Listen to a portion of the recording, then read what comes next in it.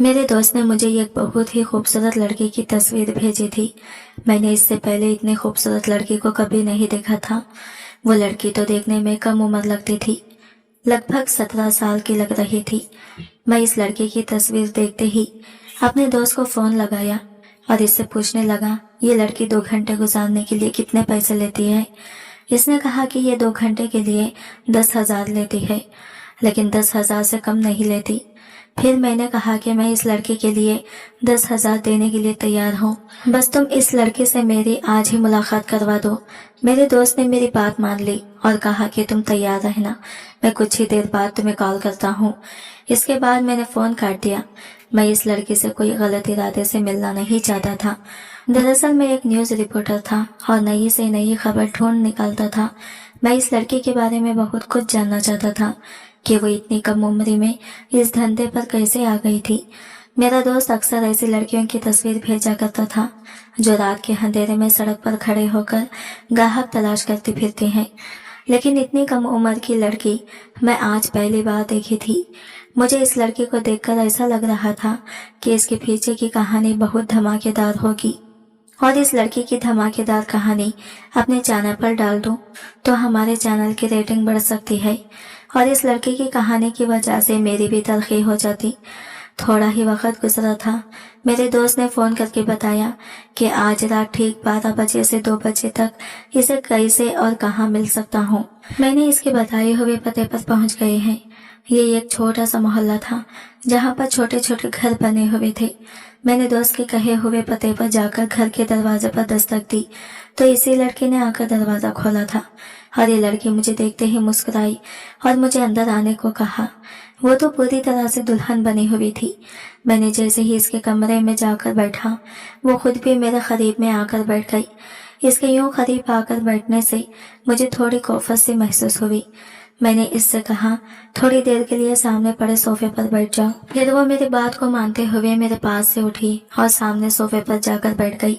मैं इसका नाम पूछा तो वो हंस पड़ी, कहने लगी, साहब नाम में क्या रखा है, आपने मुझे काम के लिए पैसे दिए हैं और मैं आपके साथ वक्त गुजारने के लिए तैयार हूँ। आप जो चाहे जैसा चाहे मेरे साथ कर लें, मैं इस सब के लिए बिल्कुल तैयार हूँ। वो मुझे एक रोजेमर्रा जैसा ग्राहक समझ रही थी। मैंने मुस्कुराया, फिर इसे कहा, मैं यहाँ पर तुम्हारे जज्बात के साथ खेलने नहीं आया, बस मुझे तुम बहुत खूबसूरत लगी और मैं तुम्हारी खूबसूरती बहुत करीब से देखना चाहता था। इसी वजह से मैं तुम्हें मिलने के लिए आया हूँ। क्या तुम कुछ अपने बारे में बताओगी? मैंने जानबूझकर अपनी न्यूज रिपोर्टर वाली बात छुपा दी थी ताकि वो आराम से मुझसे बात करें। मेरी बात सुनकर वो हैरानी से कहने लगी, अब तक इसे खुद भी याद नहीं कि वो कौन है, भला मुझे क्या बताएगी। इसकी बात में इतना डर था कि मेरे रोंगटे खड़े हो गए। फिर खुद ही आहिस्ता आहिस्ता से मुझे सब कुछ बताने लगी, जिसे जानकर मेरे सर पर आसमान टूट पड़ा। और शायद ये सब कुछ सुनकर आपके भी आंखों में आंसू आ जाएंगे कि किस तरह एक मासूम बच्ची अपने ही रिश्तेदारों की वजह से यहाँ तक पहुँच गई। ये कहानी आपको इसकी ज़बानी सुनाता हूँ। मेरा नाम शहनाज है और इस दुनिया में शायद मैं एक ऐसी बदनसीब लड़की थी कि मेरे पहला बाप मुझे और मेरी माँ को इस वक्त जमाने के रहमो करम पर छोड़कर चले गए जब मेरी उम्र सिर्फ 5 साल थी। मेरे बाबा को तो एक बेटे की ख्वाहिश थी, लेकिन मेरे बाद मेरी माँ कभी भी उम्मीद से नहीं हो सकती थी। मेरे पैदा होने से माँ को कुछ पेचीदगियों का सामना करना पड़ा था, जिसकी वजह से माँ को फिर से माँ बनने की सलाहियत छीन चुकी थी। लेकिन मुझे इस बात की उम्मीद ही नहीं थी कि आने वाली जिंदगी मेरी इससे भी ज्यादा बदतरीन हो सकती है। मेरा सगा बाप तो मुझे हर रोज मारता पीटता था और मुझे बोझ कहकर मेरी माँ पर जुल्म करता था। कभी कभी तो मेरी माँ 2 वक्त के खाने के लिए भी इसके आगे मिन्नतें करती थी। जब मेरी माँ भी इन हालातों से तंग आ जाती तो वो भी मुझे मारने पीटने लगती थी और कहती, अगर तेरी जगह मुझे बेटा हो जाता तो आज मैं मेरी जिंदगी खुशहाल गुजर रही होती। और फिर हमारी जिंदगी में एक ऐसा दिन आया जब मेरा बाप ये कहकर मुझे और मेरी माँ को तन्हा छोड़कर गया कि इसका गुजारा अब यहाँ हमारे साथ नहीं हो सकता, क्योंकि इसे एक ऐसी औरत मिल गई है जो इसे बेटा दे सकती है। इस दिन मेरी माँ बहुत रोई थी, क्योंकि हम एक छोटे से घर में रहते थे और ये घर किराए का था। ना ही हमारे पास पैसे थे और ना ही कमाने का कोई वसीला। मेरी नाना नानी का इंतकाल हो गया था और मेरी माँ को मामू से कोई उम्मीद नहीं थी। मेरी माँ को मेरे चेहरे से ही नफरत हो रही थी। क्योंकि मेरी वजह से ही इनके मुकद्दर में खाक भर गई थी। लेकिन वो माँ थी, वो मुझे कैसे छोड़ सकती थी। इद्दत के दिनों में भी हमारे घर का खर्चा उठाने के लिए अम्मा को लोगों के घरों में काम करना पड़ा। अम्मा जवान और खूबसूरत थी, बस वो औलाद पैदा करने के काबिल नहीं थी, इसलिए जहाँ जाती वहाँ किसी न किसी मर्द की हवस भरी नजरों का शिकार हो जाती। जिंदगी हम पर बहुत तंग हो गई थी। और फिर एक दिन अम्मा की मुलाकात इमरान अंकल से हुई। इमरान अंकल मेरे मामू के पुराने दोस्त थे और अम्मा को इनकी शादी से पहले से जानते थे। अम्मा किसी के घर काम करने के लिए गई थी, वहीं इनका टकराव इमरान अंकल से हुआ था।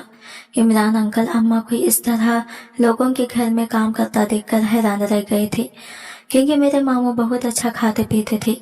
इन्हें यकीन ही नहीं आया था कि अम्मा को अपनी जिंदगी का गुजर बसर करने के लिए इस तरह लोगों के घरों में काम करना पड़ रहा है। इमरान अंकल ने अम्मा की हमदर्दी के नाते मदद शुरू कर दी और कुछ ही दिनों बाद अम्मा को शादी की पेशकश भी कर दी।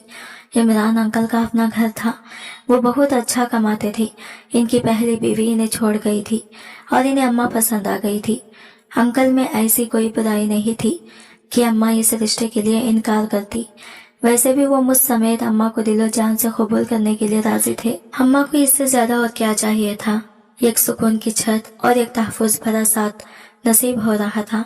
इमरान अंकल ने अपने दो दोस्तों को गवाह बनाकर सादगी से अम्मा के साथ निकाह किया और हमें हमारे सामान समेत अपने घर ले आए। उन्होंने शादी वाले दिन मोहब्बत से मुझे गोद में उठाया और प्यार करके कहने लगे, गुलनाज आज से मेरी बेटी है और मेरे होते हुए इसे किसी चीज की कोई कमी नहीं होगी। और फिर अंकल ने अपनी बात सच कर दिखाई थी। हर गुजरते दिन के साथ इनकी मोहब्बत मेरे लिए बढ़ती चली गई। वो मेरी हर छोटी से छोटी बात का ख्याल रखते। अंकल ने मुझे अच्छे स्कूल में दाखिला भी करवाया था और सख्ती से इस बात की भी ताकीद की थी कि मैं इन्हें अंकल नहीं बल्कि बाबा कहकर पुकारा करूंगी। मेरे सगे बाप का बुरा सलूक मुझे आज भी याद था, इसलिए जब मैंने अंकल को शफकत भरा अंदाज देखा तो मैं पूरी तरह इनसे मोहब्बत करने लगी और इन्हें बाबा कहने लगी। बाबा के दोस्त भी अक्सर हमारे घर आते रहते थे। इनका दोस्त का रवैया मेरे साथ बहुत ही मोहब्बत भरा होता। अम्मा की इस दूसरी शादी के बाद अम्मा ने लोगों के घरों में काम करना छोड़ दिया था और बाबा की बहुत अच्छी नौकरी थी और उन्होंने जिंदगी हर आसाइश हमारी झोली में डाल दी थी। मैं खाने के साथ साथ रोजाना रात को दूध भी पीने लगी थी। बाबा मेरे लिए रोजाना शाम को बहुत से खाने पीने की अशिया ले आते थे और हर मौके पर मुझे खिलौने भी ले देते थे। अम्मा कभी कभी बाबा की मेरे लिए मोहब्बत देखकर कहते कि इतनी मोहब्बत तो तुम्हारे सगे बाप ने भी तुम्हें नहीं दी थी जितनी इमरान ने दी है। और वाकई इमरान की बात बिल्कुल दुरुस्त भी थी। इमरान अंकल अम्मा से कहीं ज्यादा मुझे वक्त देते थे ताकि मुझे अपना बाप की कमी की महसूस ना हो। मुझे घुमाने फिराने के लिए ले जाते और बाहर मेरी मर्जी का खाना भी खिलाते। बाबा के एक दोस्त सलीम अंकल रोज ही हमारे घर आने लगे थे। इनकी मेरी अम्मा से काफी अच्छी बातचीत हो गई थी, इसलिए वो बाबा की गैर मौजूदगी में भी हमारे घर आ जाते थे और मेरे साथ डाइनिंग रूम में बैठकर घंटों खेला करते थे। लेकिन एक बात बहुत अजीब थी, जब सलीम अंकल और अम्मा एक साथ बैठे होते तो वो मुझे बाहर सहन में खेलने के लिए भेज देते और इन दोनों के दरमियान ना जाने क्या बातें होती थी। इनकी सरगोशियां मुझे आज तक समझ नहीं आई थी। दिन यूं ही तेजी से गुजरते चले गए और मैं 15 साल की उम्र में जवान हो गई। मेरे वजूद में कई तब्दीलियां रोनुमा हुई और मैं बच्चे से एक जवान लड़की लगने लगी। मेरा खाना पीना बहुत अच्छा था, इसलिए मेरा खत काट भी काफी ऊंचा लंबा हो गया। जैसे ही मैं जवान हुई मेरी अम्मा को मेरी फिक्र सताने लगी। उन्होंने बिला जरूरत में घर से निकलना बंद कर दिया और हर वक्त मुझे दुपट्टा ओढ़ कर रखने की ताकीद करती और कभी कभी तो मुझे बाबा के पास भी जाने से मना करती और सलीम अंकल के सामने आने पर भी पाबंदी लगा दी थी। हर गुजरते दिन के साथ मुझे एहसास हो रहा था जैसे मेरी माँ को मुझसे ज्यादा तहफुजात हो गई है। इन्हें मेरा बाबा के साथ बैठना, बातें करना, हंसना बोलना अच्छा नहीं लगने लगा था। वो मुझे बहाने बहाने से मेरे कमरे में ही रहने का कहती थी। अब सलीम अंकल के साथ भी मेरा खेलना बंद हो चुका था। अम्मा ने मुझे बाहर कोई दोस्त बनाने की इजाजत नहीं दी थी, इसलिए मैं बहुत तन्हाई महसूस कर रही थी। कभी कभी तो मुझे अम्मा की यह हरकत बहुत अजीब लगती। इनकी सोच पर भी गुस्सा आता था। हमें बाबा के साथ रहते हुए 8 साल का अरसा होने वाला था और इन 8 सालों में उन्होंने कभी कोई ऐसी बात नहीं की थी جس سے وہ مجھے اپنے دشمن معلوم ہوتے۔ بابا نے تو مجھے میرے سگے باپ سے بھی بڑھ کر محبت اور توجہ دی تھی، اور سلیم انکل کا انداز بھی ایسا ہی تھا۔ ایک شام مما نے مجھے کہا کہ اچھے سے تیار ہو جاؤ۔ میں نے حیرانی سے پوچھا کہ ہمیں کہیں جانا ہے کیا؟ اماں ہنس کر کہنے لگی، ایک سرپرائز ہے، تم تیار ہو کر یہ دودھ کا گلاس ختم کر لو، میں جب تک بازار سے کچھ کام نپٹا کر آتی ہوں۔ میں تیار ہو کر سارا دودھ پی چکی تھی اور میری ماں بابا کے ساتھ بازار چلی گئی تھی۔ مجھے دودھ پی کر زیادہ دیر بھی نہیں ہوئی تھی کہ میں اپنے ہوش کھو بیٹھی، اور اس کے بعد مجھے کچھ یاد نہیں رہا۔ جب ہوش آیا تو میں ہاسپٹل کے بستر پر پڑی ہوئی تھی۔ میرے جسم پر کافی زیادہ چوٹیں آئی ہوئی تھی اور اماں میرے ساتھانے کھڑی تھی۔ مجھے ہوش میں آتا دیکھ کر اماں روتے ہوئے میرے قریب آئی۔ میں نے بہت مشکل سے اماں سے پوچھا کہ میں ہاسپٹل میں کیوں اور کیسے آئی ہوں۔ اماں نے بتایا کہ میں سیڑھیوں سے گر گئی تھی، اور جب اماں اور بابا بازار سے واپس گھر آئے تو میں خون میں لت پت نیچے پڑی ہوئی تھی۔ اماں کو میری بہت زیادہ فکر ہو رہی تھی، لیکن اماں سے بھی کہیں زیادہ پریشان میرے بابا ہو گئے تھے۔ بابا میرے قریب آئے اور میرے ساتھ میرے ماتھے پر پیار کرتے ہوئے کہنے لگے، بیٹی تم پریشان نہ ہو، جلدی ہی تمہیں ہاسپٹل سے چھٹی ہو جائے گی۔ بابا مجھ سے پوچھ رہے تھے کہ ایسا کیا ہوا تھا جو تم اتنی بری طرح سیڑھیوں سے گر گئی۔ بابا کے سوال پر میں نے اپنے ذہن پر بہت زیادہ زور ڈالنے کی کوشش کی، لیکن مجھے تو کچھ یاد ہی نہیں آ رہا تھا کہ یہ سب کیسے ہوا تھا۔ مجھے تو بس اتنا ہی یاد تھا کہ میں تیار ہو کر دودھ پی رہی تھی۔ پھر اماں کہنے لگی، ابھی میری بیٹی سے ایسی کوئی بات نہ پوچھو جس سے اسے ذہن پر زور لگانا پڑے، اب اسے آرام کی ضرورت ہے، یہ سب باتیں بعد میں بھی ہو سکتی ہیں۔ بابا نے اماں کو گھر بھیج دیا اور خود میرے پاس بیٹھ گئی، کیونکہ اماں کو گھر سے میرے لیے کچھ پکا کر لانا تھا۔ میں ایک ہفتہ ہاسپٹل میں رہی اور اس ایک ہفتے میں پاپا نے میرا حد سے زیادہ خیال رکھا۔ ہاسپٹل سے چھٹی والے دن تک انہوں نے اپنے دفتر سے چھٹی لے رکھی تھی۔ میں گھر واپس آ گئی تھی، لیکن میری حالت کافی خراب تھی، کیونکہ خون زیادہ بہہ جانے کی وجہ سے میرے جسم میں طاقت ہی نہیں رہی تھی۔ اب ہر گزرتے دن کے ساتھ میری طبیعت عجیب سی ہوتی جا رہی تھی۔ یہ بات میں نے اپنی ماں کو نہیں بتائی تھی، لیکن مجھے بہت زیادہ بے چینی محسوس ہوتی۔ ایک رات اماں دودھ کا گلاس ٹیبل پر رکھ کر کہنے لگی، اب جلدی سے دودھ پی کر سو جاؤ، تمہاری اسکول سے کافی چھٹیاں ہو چکی ہیں، کل سے اسکول بھی جانا ہے۔ وہ میرے پاس بیٹھ گئی اور بتانے لگی کہ جس دن تم سیڑھیوں سے گر گئی تھی، اس دن میں اور تمہارے بابا تمہاری سالگرہ کا گفٹ لینے کے لیے گئے تھے۔ ہمیں کیا معلوم تھا کہ واپسی پر تم ہمیں اس حال میں ملو گی۔ اماں کی بات پر مجھے یاد آیا تھا کہ اس دن میری سالگرہ کا دن تھا اور میں بھول گئی تھی۔ اماں نے بتایا کہ وہ میرے لیے بہت خوبصورت تحفہ لائی تھی اور ابھی تک مجھے دے ہی نہیں سکی۔ وہ مسکرا کر کہنے لگی، اب تم کل اسکول سے واپس آؤ گی تو ہم باقاعدہ تمہاری برتھ ڈے منائیں گے اور پھر تمہیں تحفے ملیں گے۔ اماں کی بات سن کر میں خوش ہو گئی۔ اماں دودھ پینے کی ہدایت کرتے ہوئے اپنے کمرے میں چلی گئی، لیکن میری طبیعت بہت زیادہ عجیب ہو رہی تھی۔ میرا دودھ پینے کا دل نہیں چاہ رہا تھا۔ میں نے دودھ کا گلاس ایسے ہی چھوڑ دیا اور لائٹ بند کر کے لیٹ گئی۔ زیادہ دیر نہیں گزری تھی کہ بابا میرے کمرے میں آئے اور میرے پاس ہی بیٹھ گئے۔ میں نے جان بوجھ کر آنکھیں نہیں کھولی تھی۔ میں اچانک سے آنکھیں کھول کر انہیں چونکا دینا چاہتی تھی، لیکن اس سے پہلے بابا نے کچھ ایسا کہا کہ جسے سن کر میرے ہوش اڑ گئے۔ مجھے لگتا تھا جیسے مجھ پر قیامت آ گئی ہو۔ میرا ماتھا چومتے ہوئے جو کچھ وہ کہہ رہے تھے وہ میرے وہم و گمان میں بھی نہیں تھا۔ میری حالت ایسی تھی کہ میں چاہ کر بھی اپنی آنکھیں نہیں کھول پائی تھی۔ بابا بس تھوڑی دیر کمرے میں رک گئے تھے، لیکن اس تھوڑی ہی دیر میں میری جان لبوں پر آ گئی تھی، کیونکہ مجھ پر یہ قیامت خیز انشقاق ہوا تھا۔ اگلی صبح میری طبیعت بہت زیادہ خراب ہونے پر اماں نے مجھے اسکول نہیں بھیجا تھا، بلکہ مجھے ڈاکٹر کے پاس لے گئی۔ میں اس قدر ڈری ہوئی تھی کہ میں نے اماں سے کوئی بات نہیں کی تھی۔ میرا چیک اپ کر کے ڈاکٹر نے بتایا کہ میں حاملہ ہوں، اور یہ سن کر اماں کے ہوش اڑ گئے۔ اماں کو یقین ہی نہیں آیا تھا کہ ڈاکٹر یہ کیا کہہ رہی ہے، لیکن یہ بالکل سچ تھا۔ اماں میرا ہاتھ پکڑ کر مجھے کھینچتے ہوئے ہاسپٹل سے واپس لے آئی تھی۔ گھر آ کر وہ مجھ سے پوچھ رہی تھی کہ یہ سب کیا ہے اور یہ بچہ کس کا ہے۔ اگر یہ بات اماں نے مجھ سے پہلے پوچھی ہوتی تو شاید میں پوری طرح بے خبر ہوتی، لیکن اب میں جانتی تھی کہ یہ بچہ کس کا ہے، کیونکہ رات بابا نے آ کر ساری حقیقت کھول دی تھی کہ حادثے والے دن میرے ساتھ کیا ہوا تھا۔ اور جب سارا سچ میں نے اماں کو بتایا تو انہیں میری بات پر یقین ہی نہیں آیا تھا۔ اماں نے ایک زوردار تھپڑ میرے منہ پر مارا اور کہنے لگی، تمہارے بابا نے بہت پہلے ہی مجھے خبردار کیا تھا کہ تمہارے انداز کچھ بدلے بدلے سے ہیں، लेकिन इस वक्त मुझे लगा था कि शायद तुम्हारे बाबा को वहम हो गया है और इसीलिए मैंने तुम्हें इससे दूर कर दिया था ताकि वो तुम्हारे बारे में कोई गलत बात ना सोचे। लेकिन शायद तुम्हारे बाबा ठीक ही कहते थे कि तुम गलत रास्ते पर चल निकली हो और अब इल्जाम अपने बाबा पर लगा रही हो। अम्मा ने मुझे कमरे में मुझे बंद कर दिया। शाम को जब बाबा दफ्तर से लौटे तो अम्मा ने इन्हें भी मेरे हामिला होने की खबर सुना दी और जब अम्मा ने इन्हें ये बताया कि मैं ये इल्जाम इनके साथ लगा रही हूँ तो बाबा गुस्से में सीधा मेरे कमरे में आए और मुझे बुरी तरह मारने लगे। ऐसा लग रहा था जैसे वो होश में नहीं हो। मैंने रोते हुए चीख चीख कर कहा कि कल रात में होश में थी और आप खुद इस बात का इतराफ कर रहे थे कि अम्मा को बाजार में ले जाकर छोड़ने के बाद आप दफ्तर का बहाना करके वापस घर आ गए थे।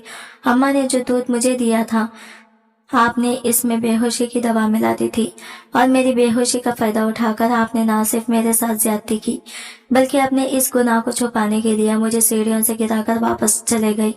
इतने सालों तक मैंने आपसे एक बाप की तरह मोहब्बत की और आपको अपने बाप का दर्जा दिया, लेकिन मुझे क्या खबर थी कि आपकी नीयत में कैसा फितूर है।